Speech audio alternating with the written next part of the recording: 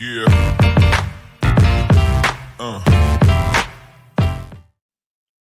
Pois bem, vamos começar as pautas falando sobre o processo. O processo contra o governador Ibanez, que foi arquivado. Então, a notícia é essa: STF atende a pedido da PGR e arquiva inquérito contra o governador Ibanez Rocha pelo 8 de janeiro. A matéria que trata sobre o inquérito que investigava o governador Ibanez Rocha do Distrito Federal nos eventos do 8 de janeiro diz o seguinte, abre aspas, segundo a PGR, as investigações conduzidas pela Polícia Federal incluíram o afastamento dos sigilos telefônico, telemático e a apreensão de equipamentos eletrônicos. Após análise, não foram constatados atos de Ibanez Rocha para, abre aspas, mudar o planejamento, desfazer ordens de autoridades das forças de segurança, omitir informações a autoridades superiores do governo federal ou mesmo impedir a repressão do avanço dos manifestantes durante os atos de vandalismo e invasão. A APF também não encontrou indícios de que os dados tenham sido apagados dos aparelhos celulares do governador. E vocês vão entender, eu não tenho nenhum carinho pelo governador Ibanez Rocha, absolutamente nenhum. Não tenho nada de bom nem de ruim para falar sobre ele. Mas eu quero usar o caso do Ibanez Rocha como forma de nós entendermos o que está acontecendo no Brasil e o que vai acontecer. Porque então, com base nessa decisão, o que o Supremo entendeu foi que o Ibanez, nos eventos do 8 de janeiro, não foi omisso, não desfez as ordens das autoridades das forças de segurança e nem impediu a repressão policial ao avanço dos manifestantes, não atrapalhou o avanço dos manifestantes do 8 de janeiro. De novo, site do Supremo Tribunal Federal. Mas eu tenho que fazer um registro histórico e voltar aqui um pouco no túnel do tempo sobre o que tinha sido dito na época, ou à época, sobre o mesmo governador Ibanez. Vejam, por exemplo, o site da Câmara dos Deputados. É a Câmara dos Deputados. Flávio Dino, que era então ministro da Justiça, diz que Ibanez só liberou a atuação da Força Nacional no fim da tarde do dia 8 de janeiro. Flávio Dino, que era ministro da Justiça e hoje é ministro do Supremo Tribunal Federal, mentiu, segundo o próprio Supremo Tribunal Federal. CNN Brasil. Mensagens mostram que o governo do Distrito Federal subestimou o ataque no dia 8 de janeiro. Brasil de fato. Governos Bolsonaro e Ibanez e militares ignoraram avisos da ABIN sobre o risco de violência. G1. Ibanez foi cúmplice, diz Lula, em documentário sobre ataques golpistas no 8 de janeiro. O presidente da República difamando, caluniando um governador. E eu podia passar o dia aqui inteiro citando notícias da época. Para você ver como você é mal informado pela imprensa. Para você ver como fake news está na Câmara dos Deputados, fake news está na boca do presidente da República, fake news está na boca do ministro do STF. E pode me processar, de novo. Vamos falar sobre jurisdições e formas de processar pessoas no exterior, no programa de hoje. E o que utiliza? Porque não é só a calúnia e a difamação. Mas com base nessas mentiras, o que fizeram... E eu digo que são mentiras porque foi decidido que são mentiras pelo Supremo Tribunal Federal, não é a opinião do Paulo Figueiredo. Eu nem sei, eu não estava lá, mas o Supremo Tribunal Federal disse que ele não atrapalhou o processo e as pessoas estavam dizendo que ele atrapalhou o combate. Então, tem que ser mentira. E o que na época, o que eles fizeram com base nessas mentiras? As mentiras não foram impunes, elas foram jogadas, falamos ontem sobre o wrap-up smear, né? Foram jogadas na imprensa e com base nessas mentiras jogadas na imprensa, vejam a reportagem do que fizeram com o governador Ibanez. O ministro Alexandre de Moraes afasta Ibanez Rocha do governo do Distrito Federal. Então, com uma canetada, com base em reportagem de jornal e em mentira, o Alexandre de Moraes afetou um governador eleito pelo voto popular. E diz, o próprio ministro, aspas dele, verificou que a conduta de Ibanez Rocha se mostrou dolosamente omissa, pois além de dar declarações defendendo uma falsa livre manifestação política em Brasília, mesmo que ciente por todas as vezes que ataques às instituições e seus membros seriam realizados, ele também ignorou os apelos das autoridades para a realização de um plano de segurança semelhante aos realizados nos últimos 2 anos em 7 de setembro. Alexandre de Moraes. E o Alexandre continuou. Absolutamente nada justifica a omissão e conveniência do secretário de Segurança Pública e do governador do Distrito Federal com criminosos que previamente anunciaram que praticariam atos violentos contra os poderes constituídos. Afastaram o governador do Distrito Federal com base em mentiras de jornal. Mas não foi só isso.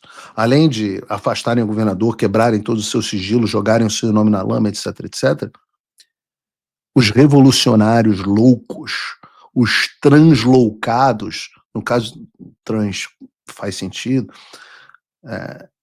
postavam coisa pior. Vejam o que eu tirei do X do Enio Viterbo hoje. Coloca o vídeo para mim, por favor, Bruno. Alexandre de Moraes afastou o Ibanez Rocha. E o Alexandre deixa claro ali, não vai preso porque o Ministério Público não pediu. É isso que o Alexandre está dizendo. Eu acho que o vídeo não carregou, Eu Bruno. Acho que o vídeo não foi para tela.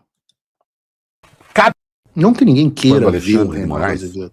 afastou o Ibanez Rocha, e o Alexandre deixa claro ali, não vai preso porque o Ministério Público não pediu. É isso que o Alexandre está dizendo. Eu acho que merecia cadeia. É que o Ministério Público não pediu. Ele já pediu para voltar. Se vai voltar, não vai voltar, não sei. Eu encerro assim. Esse senhor tem de ser condenado. E condenado perdeu o mandato. Se não acontecer, a justiça se desmoraliza.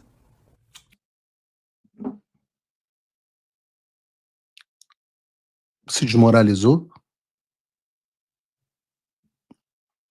Reinaldo, a justiça se desmoralizou agora, dizendo que tudo que você estava dizendo era mentira e que houve o assassinato de reputação de um governador com base em notícias mentirosas do jornal que sustentavam a narrativa translocada.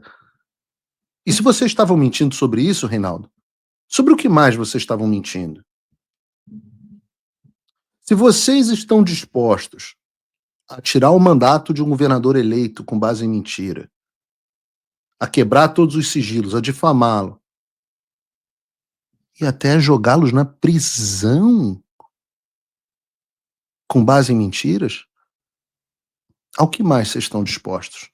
A não ser, Reinaldo, e aí eu tenho que dar o benefício da dúvida, que você estivesse apenas enganado. É possível. Na nossa profissão, nós estamos todo dia no ar, falando um monte de coisa, e às vezes a gente pode se enganar. Eu já me enganei outras vezes.